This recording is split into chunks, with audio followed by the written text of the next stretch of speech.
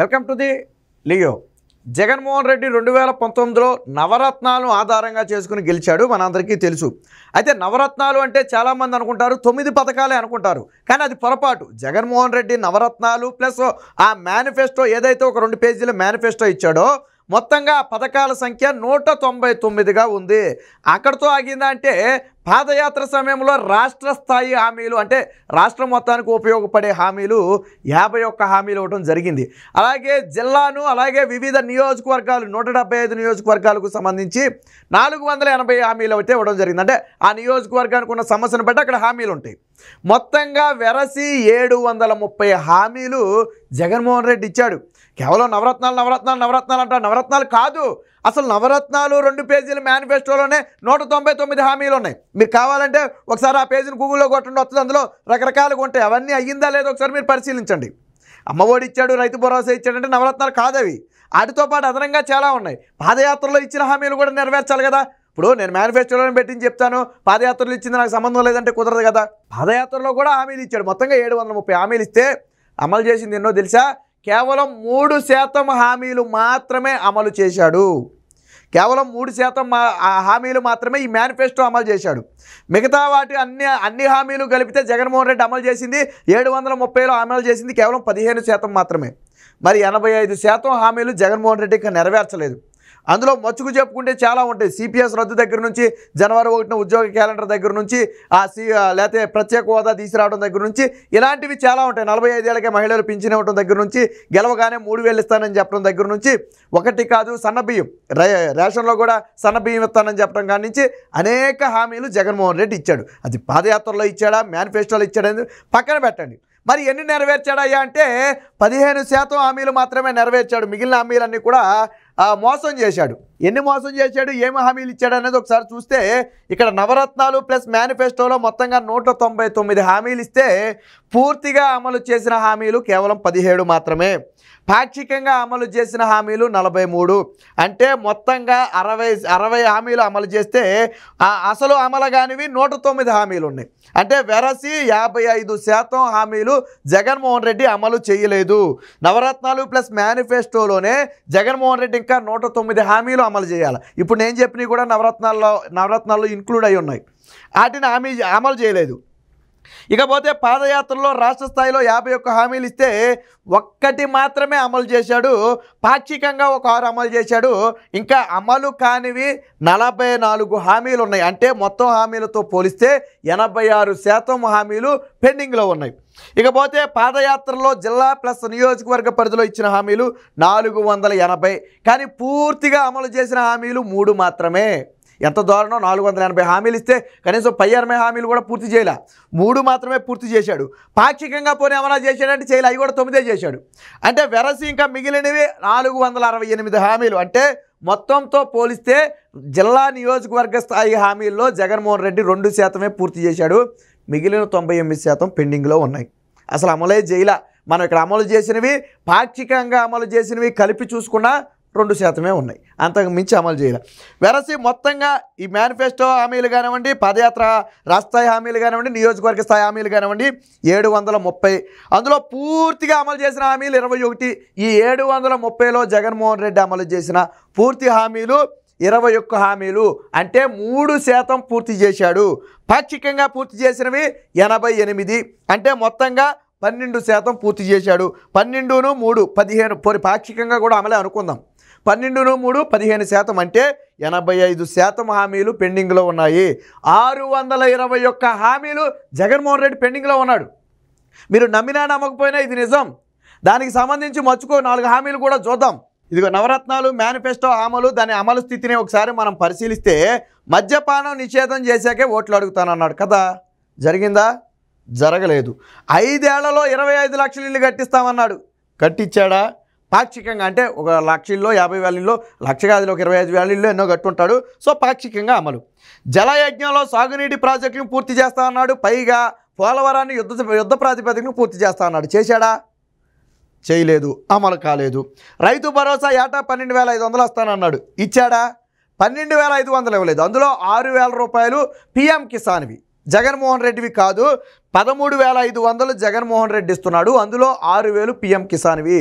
అంటే దాదాపుగా 5,000 రూపాయలు జగన్మోహన్ రెడ్డి మోసం చేశాడు. పిఎం కిసాన్తో సంబంధం లేకుండా 12,500, దానికి పిఎం కిసాన్ కలిపితే ఏటా 18,500 మనకు రావాలి. కానీ పిఎం కిసాన్ డబ్బులు కూడా జగన్మోహన్ రెడ్డి ఖాతాలోనే ఉన్నాయి.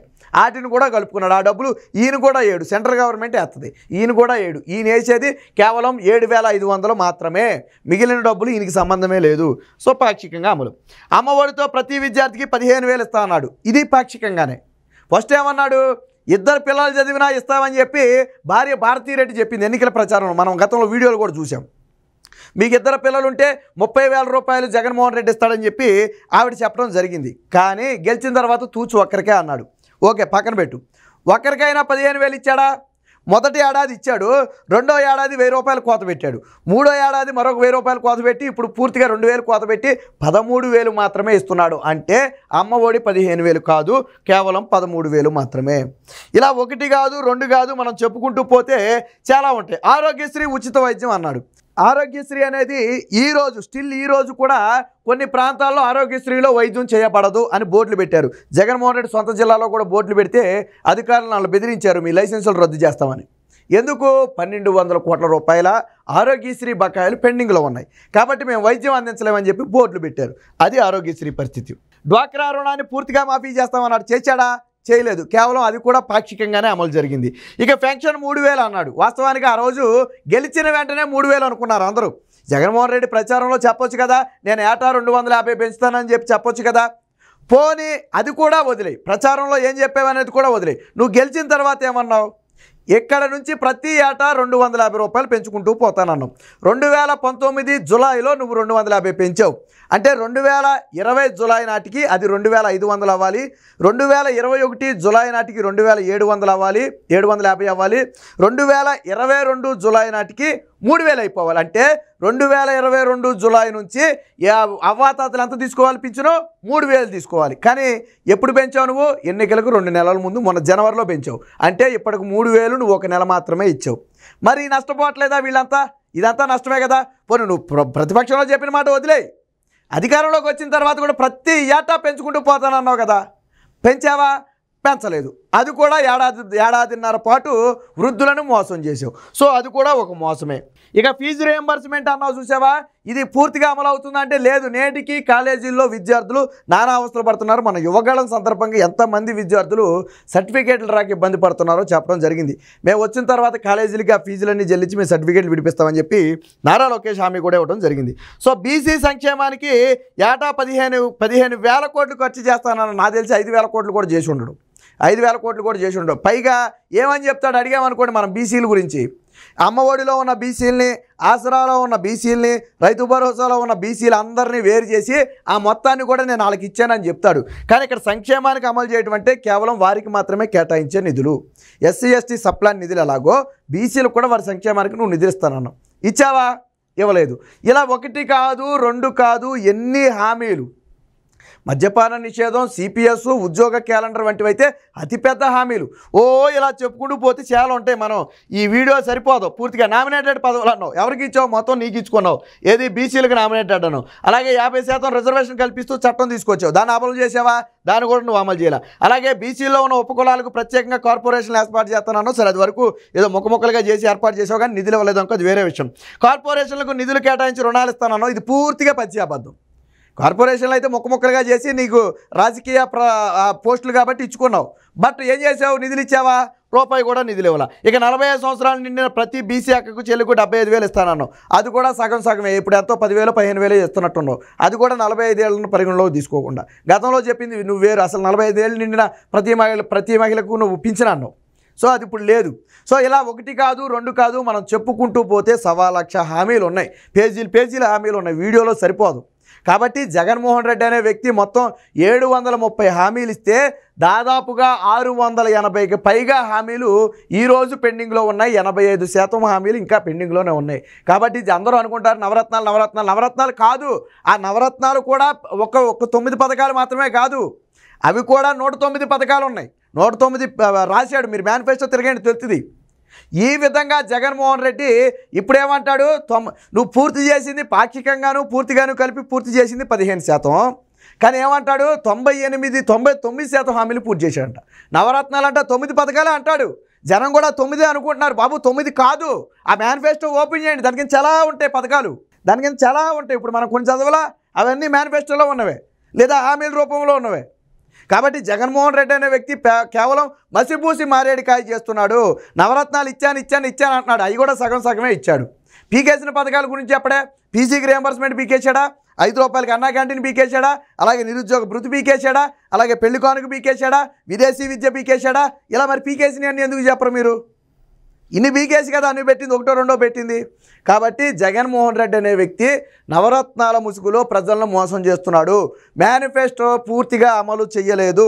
కాబట్టి వచ్చే ఎన్నికల్లో ప్రజలు మీ దగ్గరికి వచ్చినప్పుడు ఆ మేనిఫెస్టో ఓపెన్ చేసి చూపించండి. అందులో బాబు 9 కాదు ఇంకా చాలా ఉన్నాయి కదా, మరి వీటి పరిస్థితి ఏంటని చెప్పి ఒకసారి అడగండి. అడిగితే చెప్తారు. అప్పుడు అలా నిలదీస్తేనే వచ్చే ఎన్నికల్లో వారికి బుద్ధి వస్తుంది. ఎప్పటికైనా ప్రజలు జగన్మోహన్ రెడ్డి మాయ మాటలు నమ్మి మోసపోవటం ఆపకపోతే వచ్చే ఎన్నికల్లో జగన్మోహన్ రెడ్డి గెలిస్తే మీరందరూ తట్టాపుట్టా చదువుకుని ఇతర రాష్ట్రాలకు బ్రతుకు తెరువు కోసం వెళ్ళిపోవాల్సిన పరిస్థితి అయితే వస్తుంది.